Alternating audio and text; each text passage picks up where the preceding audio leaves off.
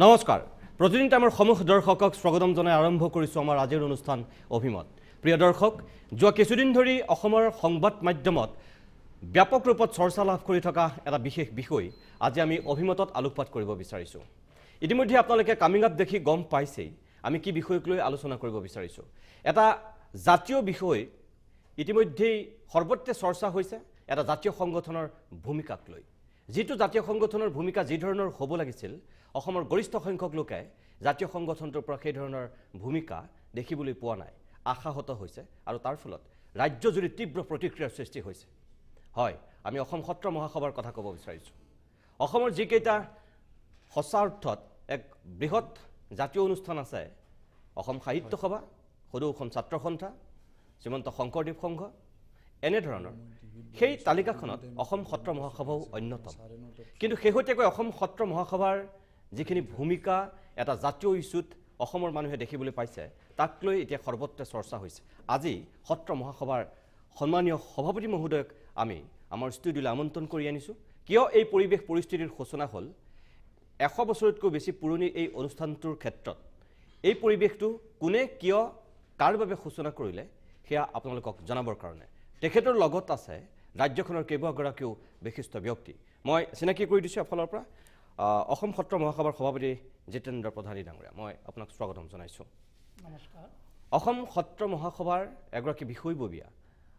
যিগৰাকী বিষয়ববীয়া ইতিমধ্যে আপোনালোকে তেখেতৰ বক্তব্য দেখিছে আজি অভিমতত তেখেতক আৰু কিছু কথা আমি ক'বৰ কাৰণে আৰু আপোনালোকক জনাবৰ কাৰণে আমি আমন্ত্ৰণ কৰি আনিছোঁ অপূৰ্ব অধিকাৰী ডাঙৰীয়া আপোনাক মই স্বাগতম জনাইছোঁ বিশিষ্ট লেখক ময়ূৰ বৰা ডাঙৰীয়া আছে বৰা ডাঙৰীয়া আপোনাক মই স্বাগতম জনাইছোঁ আমাৰ অসম কাকতৰ সম্পাদক বিশিষ্ট সাংবাদিক প্ৰশান্ত ৰাজগুৰু অন্যতম অতিথি ৰাজগুৰু ডাঙৰীয়া আপোনাক মই স্বাগতম জনাইছোঁ অধিবক্তা সত্যেন শৰ্মা আছে সত্যেন ডাঙৰীয়া আপোনাক স্বাগতম জনাইছোঁ আৰু বিশ্লেষক তথা নিবন্ধকাৰ শ্যাম কানু মহন্ত ডাঙৰীয়া আপোনাক মই স্বাগতম জনাইছোঁ ইয়াৰ উপৰিও এগৰাকী সত্ৰাধিকাৰ নতুন কমলাবাৰী সত্ৰৰ প্ৰভু ঈশ্বৰ নাৰায়ণ চন্দ্ৰ দেৱ গোস্বামী আমাৰ এই অভিমতৰ অন্য এগৰাকী অতিথি নাৰায়ণ চন্দ্ৰ গোস্বামী প্ৰভু ঈশ্বৰ যোৰহাটৰ পৰা আমাৰ এই অনুষ্ঠানত পোনপটীয়াকৈ অংশগ্ৰহণ কৰিব আমি প্ৰভু ঈশ্বৰকো আমাৰ এই অনুষ্ঠানলৈ স্বাগতম জনাইছোঁ মই প্ৰথমতে ময়ূৰ বৰাৰ কাষলৈ যাব বিচাৰিছোঁ বিভিন্ন সময়ত আপুনি কিছুমান মননশীল লেখা লিখে আজিৰ দিনতো প্ৰশান্ত ৰাজগুৰু আছে আমাৰ অসম কাকতত এটা আপুনি সত্ৰক লৈ খুব সুন্দৰ লেখা লিখিছে যিখিনি আপুনি অধ্যয়ন কৰিছে অসমৰ সত্ৰক লৈ যিখিনি মানুহৰ এতিয়া পৰিৱেশ পৰিস্থিতিৰ উদ্ভৱ হৈছে সামগ্ৰিকভাৱে মই আপোনাক যদি প্ৰথমতেই কিছু কথা ক'বলৈ কওঁ খুব চমুকৈ ক'ৰ পৰা কেনেকৈ কিয় এনেকুৱা পৰিৱেশ পৰিস্থিতিৰ উদ্ভৱ হ'ল আৰু সত্ৰ আৰু শংকৰদেৱক লৈ অসমীয়া মানুহৰ যিটো আৱেগ অসমীয়া মানুহৰ বিবেকক জোকাৰি যোৱা যিখিনি চিন্তা এইখিনিৰ পৰা আমি ক'ৰবালৈ গতি কৰিছোঁ নেকি কি ক'ব আপুনি ধন্যবাদ নিতুমণি আচলতে সৰ্বসাধাৰণ অসমীয়া মানুহৰ তেওঁলোকৰ শংকৰদেৱ বা সত্ৰ সম্বন্ধে তেওঁলোকৰ কিছু কথা নজনাৰ বাবে আৰু কিছু কথা অতি সৰলীকৰণ কৰি লোৱাৰ বাবে কিছু ধাৰণা হৈছে আৰু সেই ধাৰণাটোৰ বাবে আচলতে সেইখিনি ধাৰণা বৰ্তমানৰ দৰে স্পৰ্শকাতৰ সময়ত আমি নিৰ্মূল কৰাটো প্ৰয়োজন প্ৰথম কথাটো হ'ল শংকৰদেৱ আৰু সত্ৰক সমাৰ্থক বুলি বহু অসমৰ মানুহে ভাবি লয় তেওঁলোকে যেতিয়া মাজুলীলৈ যায় বা কোনোবা এখন অঞ্চললৈ যায় সত্ৰ এখন যিমানেই ডাঙৰ বা সৰু সত্ৰ নহওক তালৈ যোৱাৰ লগে লগে তেওঁ শংকৰদেৱৰ একশৰণ হৰিনাম ধৰ্মৰ যিবোৰ মূল তত্ত্ব সেইখিনি তাত দেখিব পাৰে বুলি ভাবে সেই কথাটো আচলতে সঁচা নহয় বহু সত্ৰই কিন্তু শংকৰদেৱৰ আদৰ্শ তেওঁলোকৰ নিজা ধৰণেৰে ৰাখিছে আৰু আমাৰ সংস্কৃতিক চহকীও কৰিছে এই কথাটো মনত ৰাখিব লাগিব বৰ্তমান সময়ত সত্ৰৰ ইতিহাসলৈ যোৱাৰ আগতে দুটা কথা কৈ ল'ব লাগিব বৰ্তমান সময়ত দুটা বাগধাৰা সৃষ্টি হৈছে সেই বাগধাৰা দুটা হ'ল এছামে কয় কেৱল সত্ৰৰ মাটি দখল এটা বিশেষ সম্প্ৰদায়ৰ বিশেষ ধৰ্মৰ মানুহে কৰিছে আৰু আনটো বাগধাৰা হ'ল যে সত্ৰ বোলা বস্তুটো একেবাৰে অপ্ৰাসংগিক এই সত্ৰ ব্যৱস্থাটো অসমত বৰ্তমান প্ৰয়োজন নাই দুইটা কথাই কিন্তু আচলতে আমি এই কথাটোৱে কিছুমান বিভ্ৰান্তিৰ সৃষ্টি কৰে সেইকাৰণে কিছু ইতিহাস জনা উচিত শংকৰদেৱ আৰু দামোদৰদেৱৰ মাজত এটা বিৰোধ হোৱা বুলি 20 শতিকাৰ যিটো প্ৰথম বিতৰ্ক লক্ষীনাথ বেজবৰুৱা আৰু বাণীকান্ত কাকতি ইফালে আনটো সাইডে আমাৰ কীৰ্তিনাথ শৰ্মা বৰদলৈ আৰু ৰজনীকান্ত বৰদলৈ তেতিয়া বাণীকান্ত কাকতি আৰু লক্ষীনাথ বেজবৰুৱাই অসমীয়া মানুহৰ হৃদয়ৰ প্ৰথমজন সম্ৰাট শংকৰদেৱ বুলি বৌদ্ধিকভাৱে প্ৰতিস্থাপন কৰিলে আৰু প্ৰথম অৱস্থাটো আপুনি চাব সাৰ্বভৌম ভট্টাচাৰ্যই নিজে লিখি থৈ গৈছে শংকৰদেৱৰ নিজৰ 150 জন ব্ৰাহ্মণ শিষ্য আছিল আৰু শংকৰদেৱে গুণী ব্ৰাহ্মণ লোকক যথেষ্ট সন্মান কৰি থৈ যোৱাৰ কথা লক্ষীনাথ বেজবৰুৱা যিজন কমলাবাৰী সত্ৰৰ প্ৰপন্ন শিষ্য তেখেতৰ দেউতাক দীননাথ বেজবৰুৱা কমলাকান্ত ভট্টাচাৰ্য সকলো মানুহে লিখি থৈ গৈছে আমি নিজেও জানো মহেন্দ্ৰ কন্দলী শংকৰদেৱৰ প্ৰথম যিজন গুৰু তেওঁ পিছত শংকৰদেৱৰ শিষ্যত্ব গ্ৰহণ কৰিছে গতিকে ব্ৰাহ্মণ অব্ৰাহ্মণ এই কথাবোৰ তেতিয়াৰ দিনত তেনেকুৱা ধৰণে আচলতে গঢ় লৈ উঠা নাছিল পিছৰ পৰ্যায়ত সংহতি মই খুব বিতংকে ক'বলৈ নাযাওঁ সংহতি বিভাজন হ'ল যেতিয়া শংকৰদেৱৰ বছৰীয়া শ্ৰাদ্ধৰ সময়ত দামোদৰদেৱে হয়তো তেওঁ ভাবিলে যে মাধৱদেৱৰ হাতত দি থোৱা গ'ল যিটো কাৰণে শংকৰদেৱৰ পুত্ৰ ৰমানন্দইও বেয়া পাইছিল যে মোক নিদি পেলাই মাধৱদেৱক দিলে যি নহওক সংহতি বিভাজন হ'ল তথাপিও কিন্তু মানুহে এটা ভুল ধাৰণা বৰ্তমান সময়ত বহুতে সত্ৰৰ লগত জড়িত আৰু সত্ৰৰ লগত জড়িত নথকা মানুহেও দিয়ে যেন দামোদৰদেৱ সম্পূৰ্ণ বেলেগ আছিল কাৰণ এটা বিশেষ কুলত তেওঁৰ জন্ম হৈছিল কথাটো সঁচা নহয় দামোদৰদেৱে দুৰ্গা পূজা নপতাৰ বাবে এজন কোচ ৰজাই তেওঁক কঠোৰ শাস্তি দিম বুলি কৈছিল গতিকে দামোদৰদেৱৰ পদ্ধতিটো বৈদিক কিছু বেলেগ যদিও শংকৰদেৱৰ লগত সাংঘাতিক ধৰণৰ পাৰ্থক্য নাছিল এতিয়া প্ৰশ্ন হ'ল সত্ৰ যেতিয়া গঠন হ'ল মই এটা কথা কওঁ নগেন শইকীয়া ছাৰে প্ৰায়ে এইটো কথা কয় অন্যান্য বহু পণ্ডিতে কৈ গৈছে যেতিয়াই ৰুদ্ৰসিংহই সিদ্ধান্ত ল'লে মুকলিমূৰীয়া গোসাঁইৰ কথা শুনি যে কৃষ্ণৰাম ভট্টাচাৰ্যক অনা হ'ল আৰু তেখেতৰ ৰূপটো দেখি তেওঁ পচন্দ হ'ল নিজে তেওঁ শিষ্যত্ব নল'লে কিন্তু তেওঁক যি ধৰণৰ এটা প্ৰতিপত্তি বা আধিপত্য বিস্তাৰ কৰিবলৈ দিলে যাৰ কাৰণে লীলা গগৈয়ে ক'ব লগা হ'ল যে এই দুজন মানুহ আচলতে অসমৰ ৰাহু আৰু কেতু তাৰ পিছৰ পৰা অসমৰ সমাজত ব্ৰাহ্মণ অব্ৰাহ্মণ বামুণ সুদীৰ এই ধৰণৰ অদৰকাৰী অপ্ৰয়োজনীয় বৰ্ণবাদী কথাই আমাৰ পোখা মেলিলে আৰু তেতিয়া কি হ'ল এই নৰুৱা সত্ৰৰ সত্ৰাধিকাৰ এইটো ইতিহাসৰ কথা মই আজি লিখা নাই সেইকাৰণে ক'ব বিচাৰিছোঁ এবাৰ শংকৰদেৱৰ তিথিৰ সময়ত 4খন ৰাজসত্ৰৰ সত্ৰাধিকাৰক তেওঁলোকে বৰঙণি বিচাৰিছিল আৰু 4খন ৰাজসত্ৰই কিন্তু তেতিয়া শংকৰদেৱৰ তিথি পতাৰ কাৰণে নৰুৱাৰ গোসাঁইক তেওঁলোকে এইটো কথা নিদিলে তাৰ পিছৰ পৰা আপুনি যদি দেখে যোৱা 200-300 বছৰত কিছুমান সত্ৰই মাটিবাৰীৰ কাৰণে কিছুমান সত্ৰই ৰজাৰ লগত গা ঘেলোৱাৰ কাৰণে মই সকলোকে দুখ দিয়া নাই ডাঙৰ সত্ৰ কেইখন মানে বিভিন্ন কাৰণত সৰ্বসাধাৰণ মানুহৰ আবেগ অনুভূতিক বুঢ়া আঙুলি দেখুৱাই কিছুমান কাম কৰিলে আজি মই নেলেখা আৰু এটা কথা কওঁ ৰত্নেশ্বৰ মহন্তৰ হৰিশ্চন্দ্ৰ বুলি এখন কিতাপ আছিল এইটো ডক্টৰ মই কোৱা কথা নহয় যোগেন্দ্ৰ নাৰায়ণ ভূঞাৰ দৰে পণ্ডিতে কৈ গৈছে আজিকালি বহু সময়ত আমি কিতাপৰ প্ৰকাশকক দুখ দিওঁ যে এওঁ কিতাপখন লৈ প্ৰকাশ নকৰিলে ৰত্নেশ্বৰ মহন্তৰ হৰিশ্চন্দ্ৰ গ্ৰন্থখন এখন বিখ্যাত সত্ৰই লৈ তেওঁ প্ৰকাশো নকৰিলে তেওঁক পাণ্ডুলিপিটো ঘূৰাই নিদিলে আপুনি যেনেকুৱা ধৰণৰ কুকাৰ্য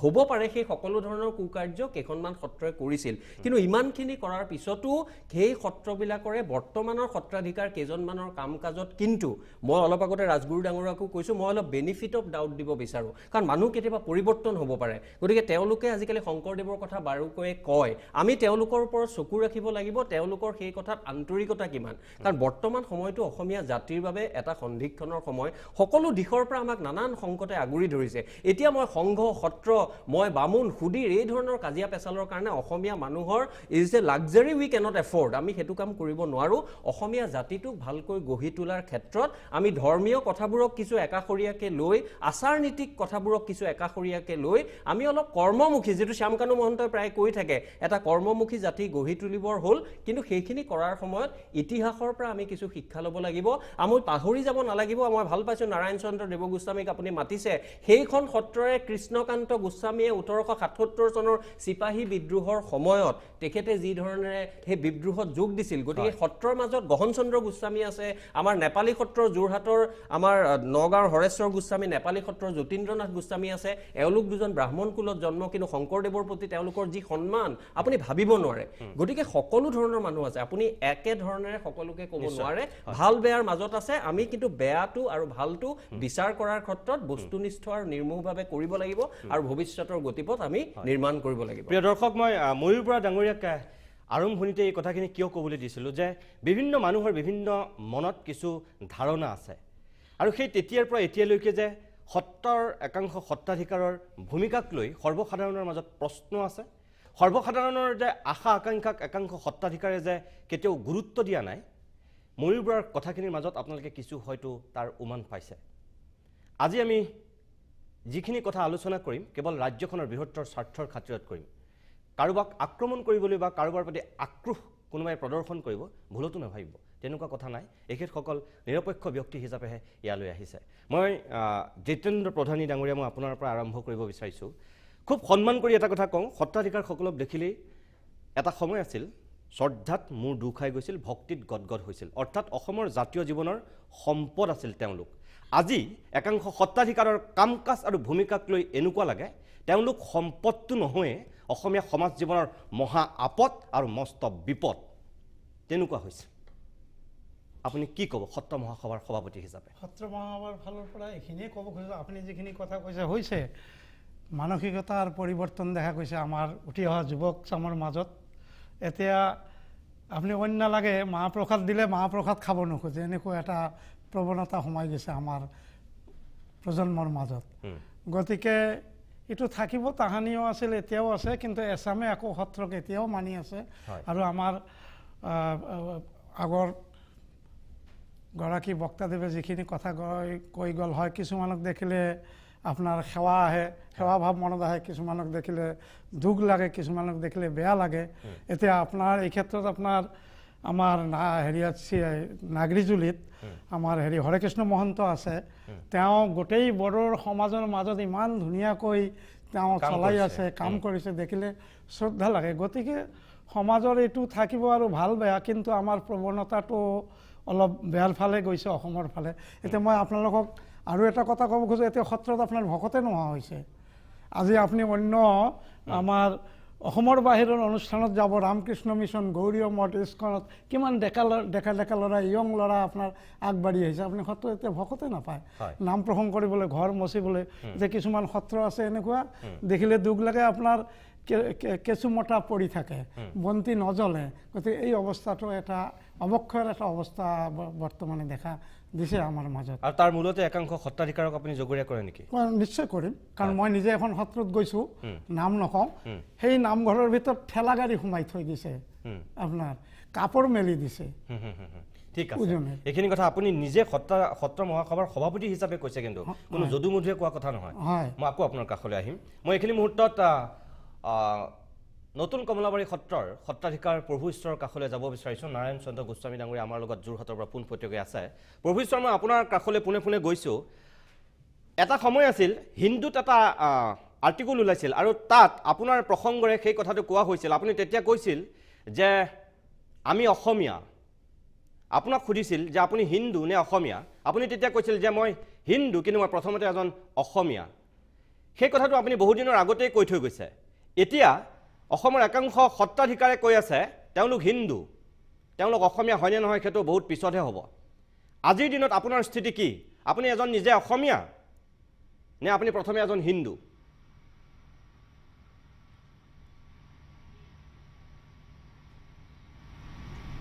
আসলে হিন্দু শব্দটো এইটো অৰ্বাচীন কালত উদ্ভৱ হোৱা এটা শব্দ এতিয়া পাকিস্তানত সিন্ধু নদী আছে সিন্ধু নদীৰ পাৰত বাস কৰা সকলক সেইসকলক হিন্দু শব্দটোৰ স ঠাইত হ হ'ল হৈ হিন্দু হ'ল সেই হিন্দু শব্দটোৰ আহিল এতিয়া কিন্তু এটা কথা আমি ক'ব লাগিব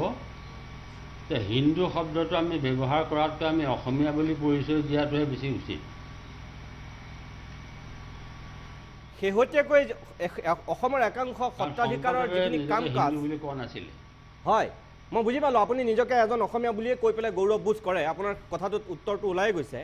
অসমৰ একাংশ সত্ৰাধিকাৰৰ শেহতীয়া কাম কাজক লৈ যিটো বিতৰ্কৰ সূত্ৰপাত ঘটিছে আপুনি ৰাজ্যখনৰ এগৰাকী অত্যন্ত শ্ৰদ্ধাশীল ব্যক্তি পণ্ডিত প্ৰবৰ ব্যক্তি আপোনাক অকল নতুন কমলাবাৰী সত্ৰৰ যে বা মাজুলীতে যে আপোনাৰ এটা আধিপত্য আছে তেনেকুৱা নহয় গোটেই অসমৰ সমাজ জীৱনত আপোনাৰ এটা সুকীয়া চিনাকি আছে সুকীয়া আধিপত্য আছে শেহতীয়া যিটো পৰিৱেশ পৰিস্থিতিৰ উদ্ভৱ হ'ল এই পৰিৱেশটোক লৈ আপোনাৰ মন্তব্য কি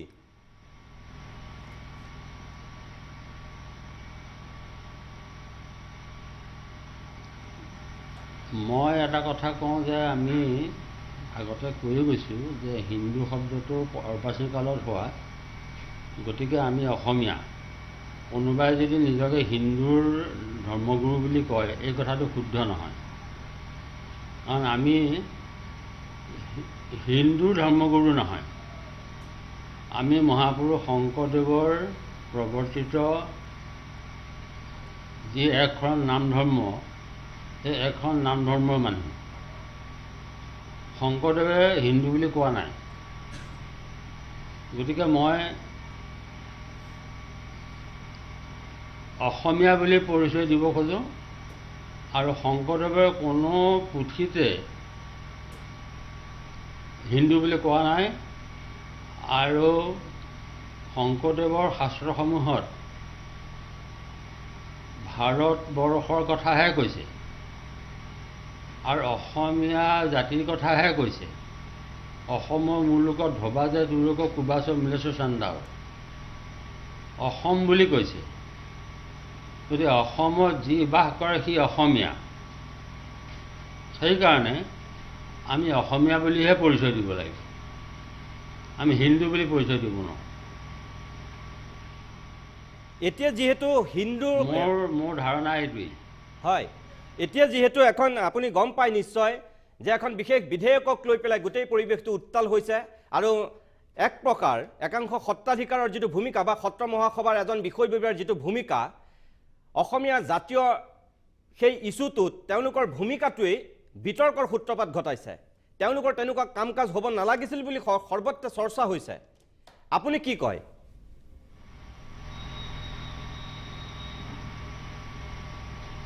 সেইটো ভুল কৰিছে, আৰু সেইটো তেওঁলোকক বুজাই দিবলগীয়া হৈছে। তেওঁলোকক বুজাই দিব লাগে যে আমি অসমীয়া জাতিৰ ধৰ্ম, কলা, সংস্কৃতি সকলো ৰক্ষা হ'ব লাগে। আৰু এটা কথা যে সকলো নীতিতকৈ ৰাজনীতি ঊৰ্ধত, আৰু সেই ৰাজনীতিয়ে সমাজ নীতি, ধৰ্মনীতি, শিক্ষানীতি, সংস্কৃতিৰ ৰক্ষাৰ মূল কৰিব লাগিব। তেওঁলোকে ৰক্ষা নকৰিলে কোনে কৰিব? সেইকাৰণে মই এটা কথা ভাবোঁ যে তেওঁলোকে কথাটো বুজি পোৱা নাই, গতিকে বুজাই দিবলগীয়া হৈছে। আৰু মই সেইটো প্ৰতিবাদো কৰিছোঁ যে হ'ব নোৱাৰে। হয়,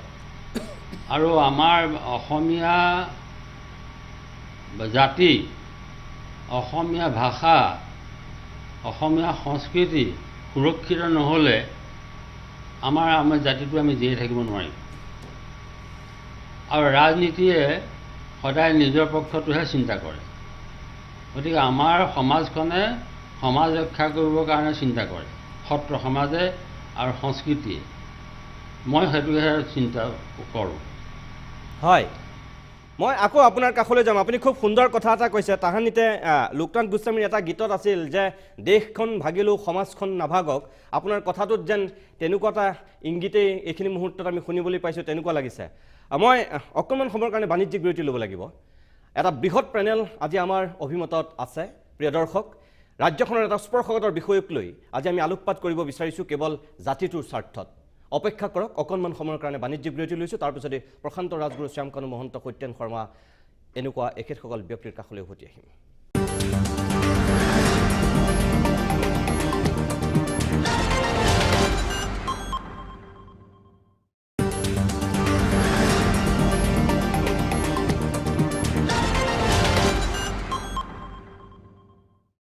কিছু সময় বাণিজ্যিক বিৰতিৰ পিছত আমি উভতি আহিছোঁ অভিমতৰ পৰৱৰ্তী অংশলৈ। ইতিমধ্যে আপোনালোকে গম পাইছে আমি কি বিষয়ক লৈ আজি আলোকপাত কৰিছোঁ। মই প্ৰশান্ত ৰাজগুৰুৰ কাষলৈ আহিছোঁ। আপোনাৰ কাকততো ধাৰাবাহিকভাৱে যিহেতু আপুনি গোটেই বিষয়টো ৰাইজৰ কাষলৈ লৈ যাবলৈ বাধ্য হৈছে, যিটো পৰিৱেশ পৰিস্থিতিৰ উদ্ভৱ হ'ল, আপুনি কিয় হ'ব বুলি ভাবে? এটা গভীৰ ষড়যন্ত্ৰৰ ইংগিত পাইছে বহু মানুহে।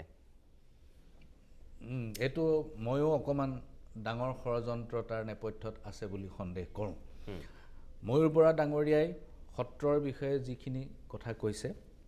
খুব কম কথাত তেখেতে বহুতখিনি কথা আলোকপাত কৰিছে। মই মাত্ৰ আজিৰ বিশেষ দিনটোৰ সুযোগ ল'ব খোজোঁ কমলামীৰ স্মৃতিত। পীতাম্বৰদেৱ গোস্বামী ডাঙৰীয়া স্বাধীনতা সংগ্ৰামী আছিলে আৰু কমলামীৰ শ্বহীদ হৈছিলে। শ্বহীদ হোৱাৰ গোটেই ঘটনাটোৱে আছিলে সম্পূৰ্ণ পৃথক। পীতাম্বৰদেৱ গোস্বামী প্ৰভু তেতিয়া যোৰহাট জেলত আছিলে আৰু কমলামীৰি একেলগে জেলত আছিলে। কমলামীৰিৰ অসুখ হ'ল, অসুখ হোৱাৰ পিছত কমলামীৰিক ব্ৰিটিছ চৰকাৰে তেওঁক জেলৰ পৰা ওলাই যাবলৈ দিলে। কিন্তু তেওঁ ক'লে যে প্ৰভু ঈশ্বৰ জেলত থকালৈকে মই কেতিয়াও জেল এৰি নাযাওঁ, আৰু সেই হিচাপেই তেওঁ জেলত থাকি তেওঁ মৃত্যুবৰণ কৰিলে। সেই হিচাপতে তেখেত শ্বহীদ। আজিৰ দিনটোত তেখেতৰ এটা স্মৃতি দিৱস। গতিকে আজিৰ দিনটোত মই পীতাম্বৰদেৱ গোস্বামীৰ দৰে এজন প্ৰগতিশীল সত্ৰাধিকাৰ, এজন স্বনামধন্য এজন স্বাধীনতা সংগ্ৰামীক স্মৰণ কৰিবলৈ পাই মই ভাল পাইছোঁ।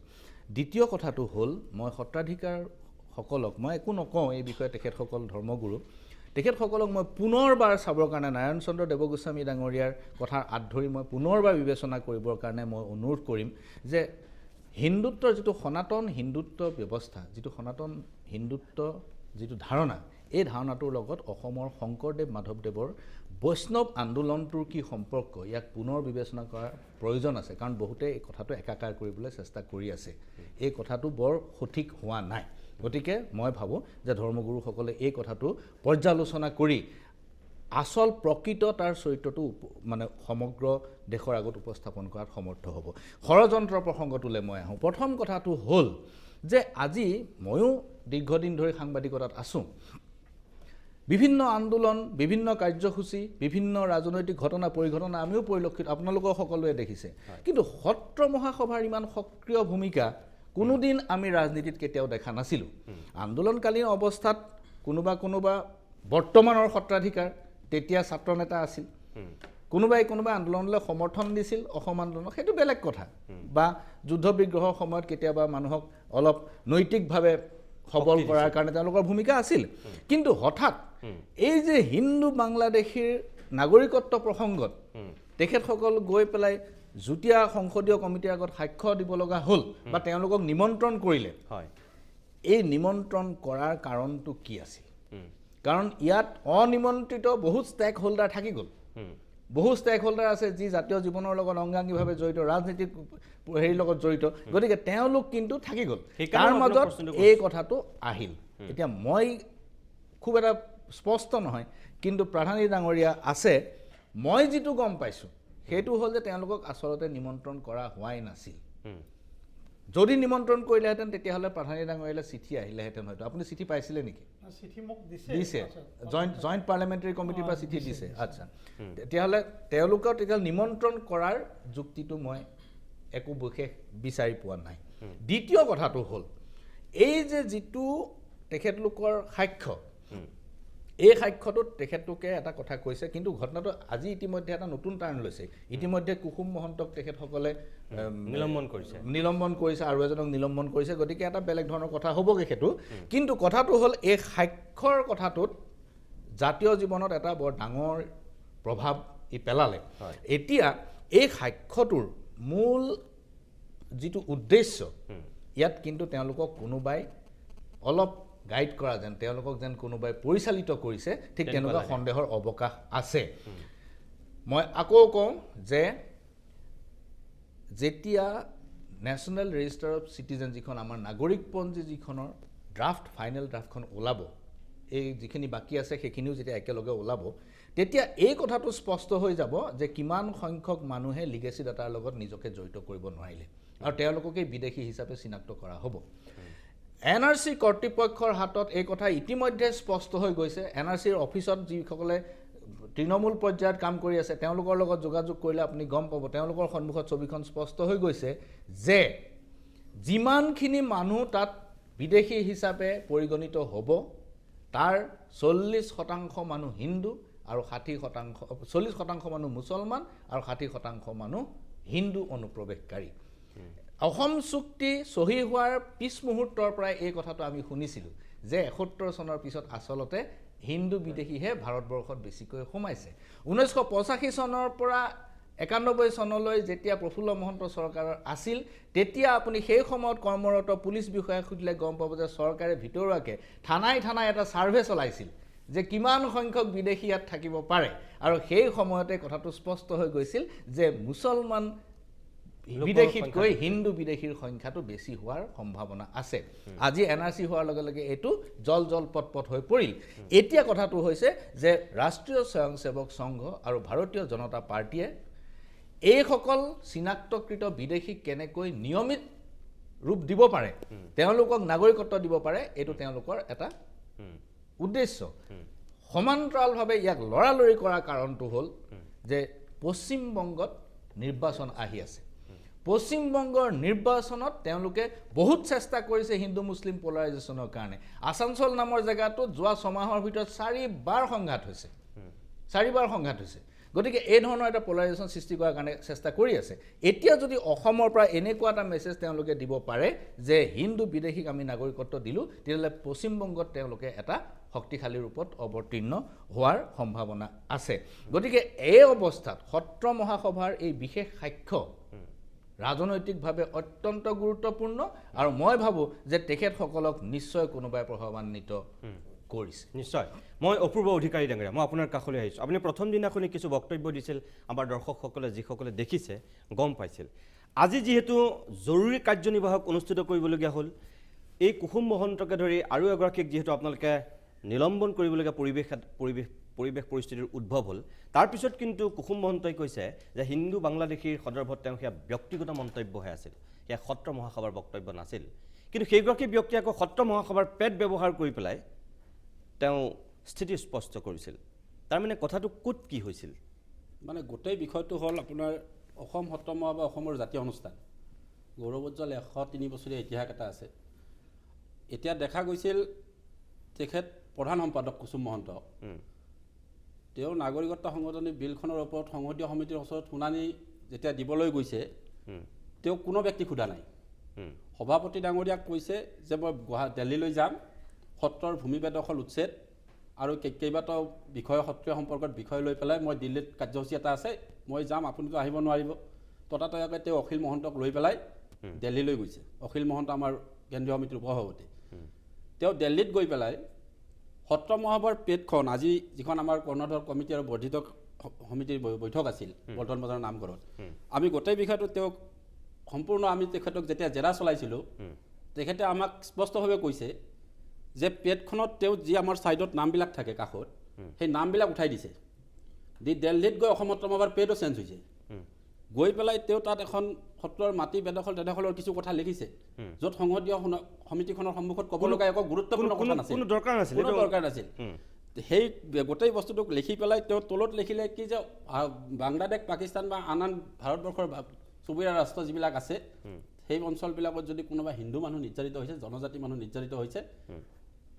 নাগৰিকত্ব সংশোধনী বিধেয়কখনৰ সপক্ষত অৱস্থান লৈ অসম বিৰোধী স্থিতি জাতিদ্ৰোহী স্থিতি লৈ পেলাই তেখেতে অনাৰ সপক্ষত মত পোষণ কৰিছে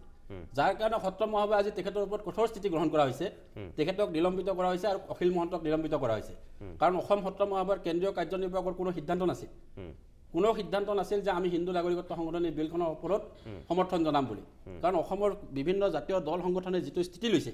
খিলঞ্জীয়া জাতি জনগোষ্ঠীৰ বিপক্ষে যোৱা কোনো কাৰণেই থাকিব নোৱাৰে অসম সত্ৰ মহাসভাত তেনেকুৱা স্থলত জাতিদ্ৰোহী কাম কৰা কুসুম মহন্তক অসম সত্ৰ মহাসভাত আজি তেখেতক জেৰা চলোৱা হৈছিল কঠোৰ সকিয়নি দিয়া হৈছে আৰু তাৰ লগে লগে তেখেতক নিলম্বিত কৰা হৈছে তদন্ত কমিটি এখন গঠন কৰি দিয়া হৈছে ডক্টৰ লক্ষীনন্দন বৰা ছাৰ দুলাল গোস্বামী আৰু যতীন গোস্বামী নীলমণি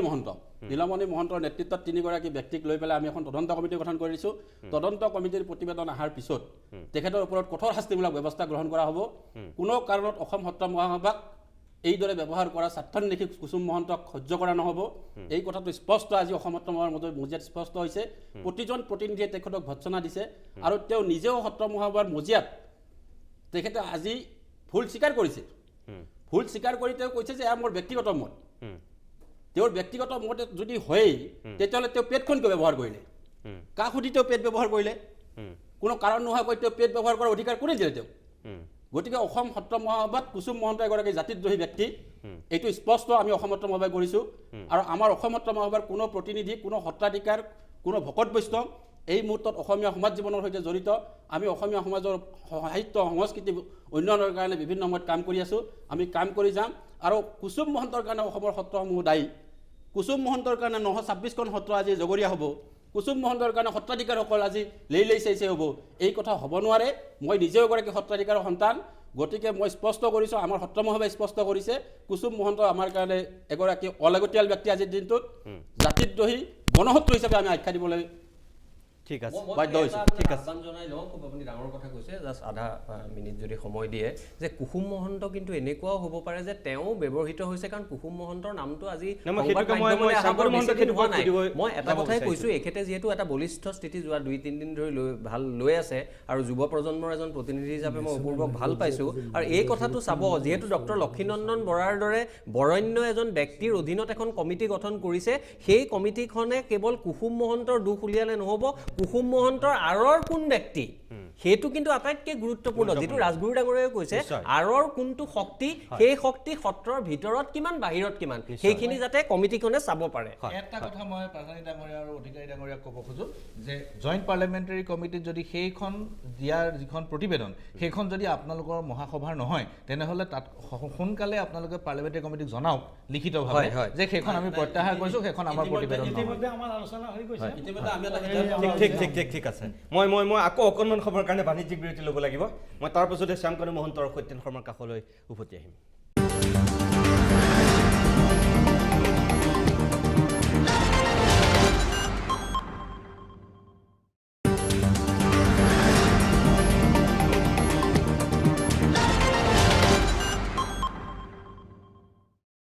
কিছু সময় বাণিজ্যিক বিৰতিৰ পিছত আমি উভতি আহিছোঁ অভিমতৰ পৰৱৰ্তী অংশলৈ মই পুনে শ্যামকানু মহন্ত মই আপোনাৰ কাষলৈ আহিছোঁ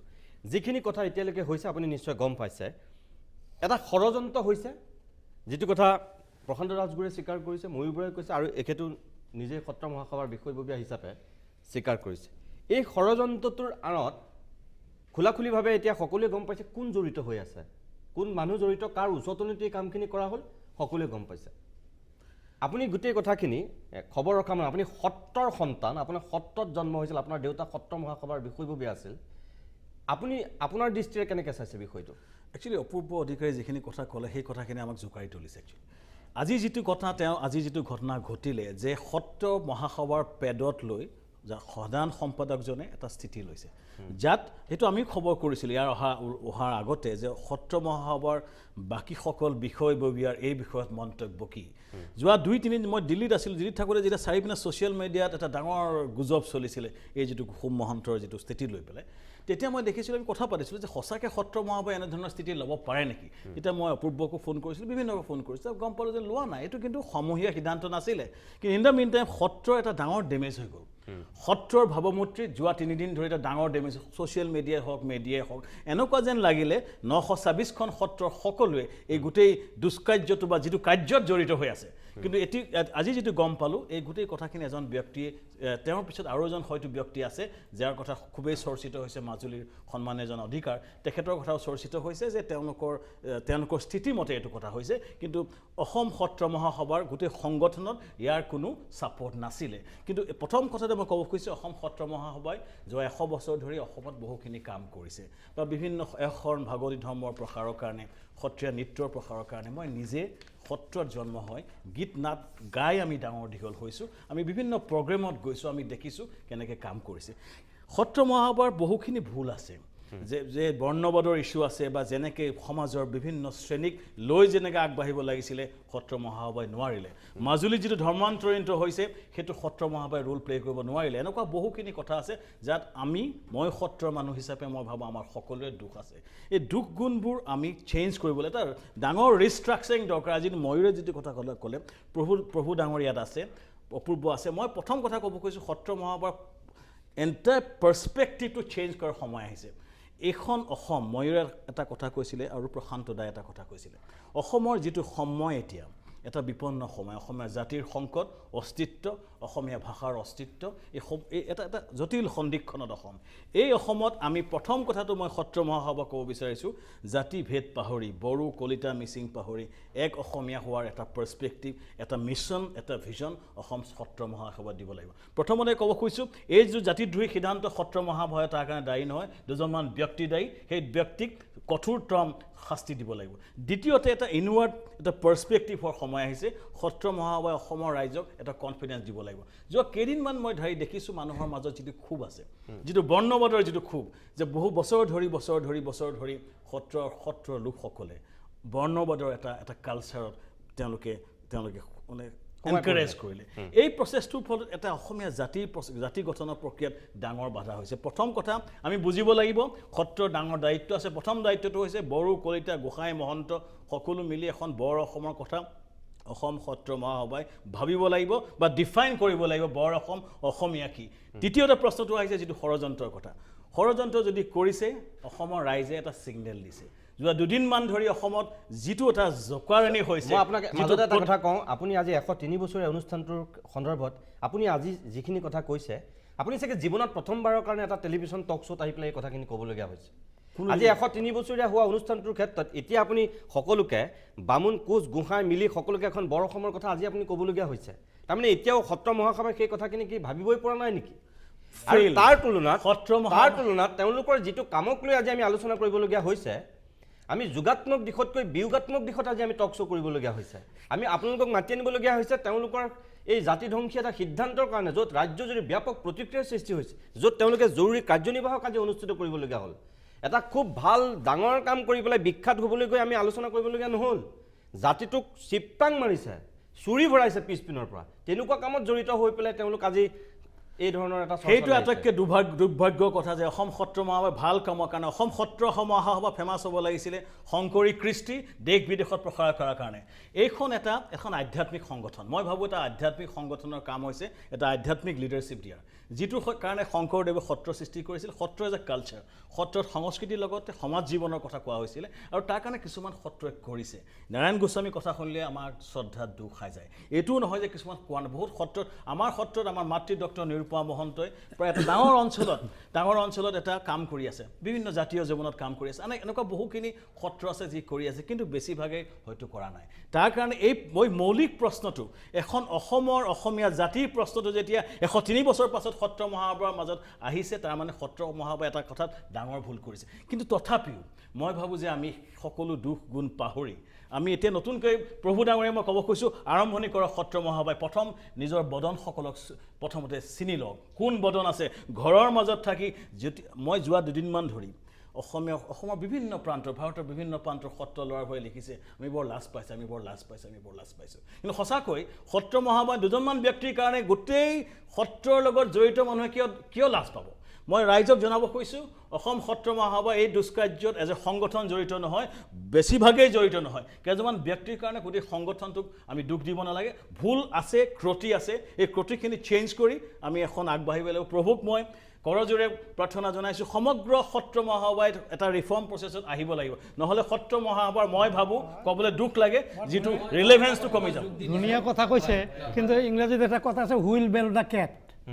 মই ক'লো সত্ৰত ভকত নাই এটা কথা খালি আপুনি চাওক আজি সত্ৰ মহাসভাৰ সভাপতি গতিকে আপোনাক এইটো কথা মই সাধাৰণ নাগৰিক হিচাপে ক'ব পাৰিব লাগিব খুব ভাল কথা শ্যামকানু মহন্তই ক'লে মই নাম নকওঁ 15 বছৰ এটা উদাহৰণ দিওঁ একনাথ ব্ৰহ্মচাৰী বুলি এজন মানুহ অসমৰ বাহিৰৰ পৰা আহিছিল বিখ্যাত সত্ৰ এখনৰ ভিতৰত তেওঁক আশ্ৰয় দিয়া হ'ল আশ্ৰয় দিয়াৰ পিছত তেওঁ মাধৱদেৱৰ নামঘোষাক সম্পূৰ্ণৰূপে ধূলিস্যাৎ কৰি এখন গ্ৰন্থ লিখিলে সেইখন সত্ৰৰ পৃষ্ঠপোষকতাত মোৰ কথাটো পোনপটীয়া স্পষ্ট সত্ৰ মহাসভাই ডাঙৰ যিকেইখন সত্ৰ আছে তাৰ মাজত এছামৰ মাজত মই এটা নিজকে সংশোধনী কৰা প্ৰক্ৰিয়াও দেখিছোঁ মই সেইটোক আদৰণি জনাইছোঁ কিন্তু যোন সংশোধনী হোৱা নাই সেইখিনিক আপোনালোকে বলিষ্ঠ ভূমিকা ল'ব লাগিব শংকৰদেৱ মাধৱদেৱক এৰি চৰকাৰৰ গ্ৰান্ট লৈ মাটি লৈ সত্ৰ আমাক নালাগে কাৰণ শংকৰদেৱ মাধৱদেৱৰ সৃষ্টি সেই সমদৰ্শী উদাৰ আদৰ্শক লৈহে সত্ৰ বৰ্তি থাকিলে অসমৰ উপকাৰ হ'ব ইয়াৰ বাহিৰে বহু মাটি থাকক কিন্তু উদাৰ আৰু সমদৰ্শী যদি দৃষ্টান্ত সমাজলৈ এৰিব নোৱাৰে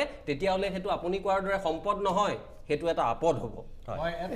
ইতিমধ্যে আমি চাৰিজন মিচিং মানুহক সত্ৰাধিকাৰ পাতিছোঁ আপোনাৰ এই হেৰিয়াত গহপুৰৰ ওচৰত এখন আপোনাৰ নাৰায়ণপুৰৰ ওচৰত এখন আকৌ ধেমাজিৰ ওচৰত মিচিং মানুহক সত্ৰাধিকাৰ পাতি দি আছে অসম সত্ৰ মহাসভাত গতিকে আমি চেষ্টা চলাই আছোঁ মই এটা কথাই ক'ব খোজোঁ যে সংস্কাৰৰ কাৰণে সময় এতিয়াও উকলি যোৱা নাই আৰু সংস্কাৰৰ প্ৰচেষ্টাটো দীৰ্ঘদিনৰ আগৰ পৰাই আৰম্ভ হৈছে কমলা মিৰিৰ দৰে ঘটনা কাৰণ সেই সময়ত পীতাম্বৰ প্ৰভুৱে সেই সময়ত কমলা মিৰিক এনেধৰণে বিশ্বাসত লৈ লগত ৰাখি কৰা কামটোৱে তেওঁ যে আচলতে বৰ্ণবাদী ব্যৱস্থাটোৰ বিৰোধী সেই কথাটো তেতিয়াই প্ৰতীয়মান হৈছে আৰু এতিয়াও নিশ্চয় এই প্ৰক্ৰিয়াটো চলি আছে আৰু ভৱিষ্যতৰ দিনবিলাকতো চলিব বুলি মই আশা কৰোঁ কিন্তু যিসমূহ শক্তিয়ে পৰিচালনা কৰি আপোনালোকৰ মানুহক দিল্লীলৈ লৈ গ'ল সেই শক্তিসমূহৰ পাল্লাত যদি পৰে তেনেহ'লে বৰ্ণবাদী ব্যৱস্থা আৰু বেছি কঠোৰ হ'ব সত্ৰৰ প্ৰাসংগিকতা নোহোৱা হ'ব সেইটোৱে মই আজি কথা সত্যেন্দ্ৰ শৰ্মাই এতিয়ালৈকে মুখ খোলা নাই মই তেখেতৰ কাষলৈ যাব বিচাৰিছোঁ সত্যেন্দ্ৰ আপুনি যিহেতু এগৰাকী বিশিষ্ট অধিবক্তা মই আপোনাক বেলেগ এটা প্ৰসংগতহে আচলতে আজি অনুষ্ঠানটোলৈ মাতি আনিছোঁ আপুনি যিহেতু আইনৰ গোটেই দিশবিলাক অধ্যয়ন কৰে এই যে সত্ৰাধিকাৰ একাংশ সত্ৰাধিকাৰে বা সত্ৰ মহাসভাৰ বিষয়ববীয়াই এতিয়া কৈছে দিল্লীত গৈ পেলাই সত্ৰৰ মাটি বেদখলৰ কথা এটা কৈছে কেনেকৈ মানে সেই মাটিখিনি উদ্ধাৰ কৰিব পাৰি এনেকুৱা কথা এটা কৈছে সঁচাকৈ সত্ৰৰ যিখিনি মাটিক লৈ বিতৰ্ক হৈ আছে আমাৰ 1959 চনৰ আইনখনে কি কয় তাৰমানে এই সত্ৰৰ মাটি ভূমি এই সন্দৰ্ভত কি কথা আছে নিতুমণি মই আচলতে প্ৰথম দিনাৰ পৰাই সেই কথাটো এই যিটো ইছ্যু যেতিয়া আৰম্ভ হৈছিলে মই তেতিয়া প্ৰথমৰ পৰা ভাবি আছিলোঁ এই এখন the Assam state acquisition of land belonging to religious or charitable institution of public nature act 1959 এই এখন যেতিয়া হ'ল এই একখনৰ হৈ পেলাই গোটেই যিবিলাক আমাৰ কামাখ্যা মন্দিৰৰ পৰা আৰম্ভ কৰি ডাঙৰ সত্ৰ ইত্যাদি যিবিলাক আছে চবৰে মাটিবোৰ লৈ ল'লে চৰকাৰে আমি যে কৈ থাকোঁ বাংলাদেশীয়ে সত্ৰৰ মাটি লৈছে সত্ৰৰ মাটি লোৱা নাই চৰকাৰী মাটি লৈছে সত্ৰ কেইখনমান সত্ৰহে থাকি গৈছে মাটি নোলোৱাকৈ আপুনি প্ৰভু ঈশ্বৰে কৈছিলে কিছুমান সত্ৰত বন্তি নজ্বলে বন্তি জ্বলিব ক'ৰ পৰা যিটো এনিউইটি দিয়ে আপুনি যদি 365 ডেজ যদি হৰণ কৰে 1 টকা 80 পইচাকৈ পৰে একো চাকিৰ দামো নহয় এতিয়া যদি চাকি এখুৰ ঘিউ চিউ দি কিনিব লাগে 4 টকা 5 টকা পৰে মধুপুৰত 18 টকা 12 আনা মাহিলি শুনক কোচবিহাৰ এতিয়া শুনক আমাৰ ছাত্ৰ 18 টকা 12 আনা পইচা এনিউইটি গোটেই মাটি লৈ লৈছে মাটি কিমান লৈছে মই আপোনাক কেইটামান উদাহৰণ দিম আপোনালোকে শুনি আচৰিত হ'ব আপোনালোকে আজি চেমকানত আছে এই কথাবিলাক চাব লাগে আৰু এই এখন উইথ ৰেছপেক্ট কৈছোঁ অকল বেঙেনাআটী সত্ৰাধিকাৰে অকল এটা পাৰ্চন চেলেঞ্জ কৰিছিলে তাকো 1987ৰ এমেণ্ডমেণ্টটো য'ত কৈছিলে যে কমিটি বনাই দিব ডেপুটি কমিশ্যনাৰৰ আণ্ডাৰত সেই পাৰ্টটো অকল এজন সত্ৰাধিকাৰে অকলে আহি গুৱাহাটী হাইকোৰ্টত চেলেঞ্জ কৰিছিলে তেওঁ হ'ল বেঙেনাআটী সত্ৰাধিকাৰ আৰু তেখেতক মই আজিও শ্ৰদ্ধা কৰোঁ কাৰণ তেখেতে একমাত্ৰ সত্ৰাধিকাৰ যোনে আহি সেই একখনৰ সেই প্ৰভিজনটো চেলেঞ্জ কৰিছিলে যে মোৰ সত্ৰত তোমালোকে ডেপুটি কমিশ্যনাৰ আনি কমিটি বনাব নোৱাৰা তেওঁ কেছটো বেয়া হৈছে আৰু পিছত তেওঁ কেছ চলাব পৰা নাই পইচাৰ অভাৱত কিন্তু সেই একখন কোনো চেলেঞ্জ কৰা নাই এমেণ্ডমেণ্টটো কোনো চেলেঞ্জ কৰা নাই সেই এমেণ্ডমেণ্ট কিন্তু অসম গণ পৰিষদৰ দিনত আহিছে নাই 1987 চনৰ 10 অক্টোবৰত সেই এখন আহিছে এতিয়া সেই এখন দি এমেণ্ডমেণ্ট কৰি কমিটি বনাইছে কিন্তু মই আপোনাক কৈছোঁ চাওক আজি কিমান দুখ লগা কথা কমলাবাৰী সত্ৰৰ 19,527 বিঘা বেঙেনাআটী সত্ৰৰ 20,413 31 বিঘা দক্ষিণ পাটৰ 35,770 বিঘা এনেকে কৈ গ'লে আপোনাৰ পাগল হৈ যাব আপুনি এতিয়া চৰকাৰে লৈ লৈছে 1959 এক্টত আৰু আমি কি কৈ আছো বাংলাদেশীয় সত্ৰৰ মাতৃ সত্ৰ এইবিলাক পলিটিক্স কৰা কথা ৰাজনীতি কৰা কথা চৰকাৰে লৈছে চৰকাৰে নিজে মানুহক উঠাব নোৱাৰে সত্ৰৰ ওপৰত উঠাই আছে সত্ৰক দেখাই আছে তোমালোকৰ মাটিত বাংলাদেশী বহি আছে কতো হোৱা নাই তাৰমানে চৰকাৰী মাটিত বহি আছে চৰকাৰী মাটিত বহি থাকিলে চৰকাৰে উঠাব লাগে এতিয়া এই বিষয়টোৰ ক্ষেত্ৰতো যিটো কথা দিল্লীত গৈ কোৱা বুলি কৈছে যে আমাৰ সত্ৰৰ মাটি বেদখল হৈ আছে বেদখল মুক্ত কৰিব লাগে কোনে বেদখল মুক্ত কৰিছে চৰকাৰৰ মাটি তাৰমানে প্ৰথম কথা ইয়াতে চাওক সত্ৰত 50 বিঘা মাটি ইয়াতে এখন এক্টত লেখা আছে কোনে কিমান ৰাখিব পাৰে এই কথাটো সত্ৰ মহাসভাই হওক বা কুম্বাই হওক চেলেঞ্জ কৰিছে নেকি কিমান সত্ৰত কিমান বিঘা মাটি লৈ গৈছে প্ৰভুৱে কৈ আছে নিজে আপোনালোকে সত্ৰ মহাসভাত আজি ইয়াতে এটা হিচাপ দিব পাৰিব নেকি যে আপোনালোকৰ সত্ৰৰ মাটি কিমান লৈ গৈছে চৰকাৰে এই 1959 চনৰ একখনৰ আণ্ডাৰত আপোনালোকে কোনোবা দিনা আলোচনা কৰিছেনে এইটো কথা আজি মই দুখ লাগে কেতিয়া বালাজী মন্দিৰ গুৱাহাটীত আহিছে কোনদিনা আজি 20 বছৰ আগত হে বালাজী মন্দিৰৰ কাষত এখন সত্ৰ আন্ধাৰ হৈ থাকে এটা বাল্ব নজ্বলে আৰু বালাজী মন্দিৰ এই কৰি দিছে কিয় আমাৰ অসমীয়া কিয় নোৱাৰো আমি বামুণ সুধীৰ কোচ ৰাজবংশী অমুক তমুক কৰি থাকোঁতে গৈছে আমাৰ কোনখন সত্ৰ আমি সজাব পাৰিছোঁ আমি নিজে শংকৰদেৱ যেতিয়া কুমাৰপাৰা অঞ্চলত আমি শংকৰদেৱৰ অনুষ্ঠান পাতোঁ আমি লিড লওঁ আমি সন্মুখত থাকোঁ পিছত কি হ'ল এটা মই নাজানো আজি হঠাৎ এইটো 10-15 বছৰৰ ডেভেলপমেণ্ট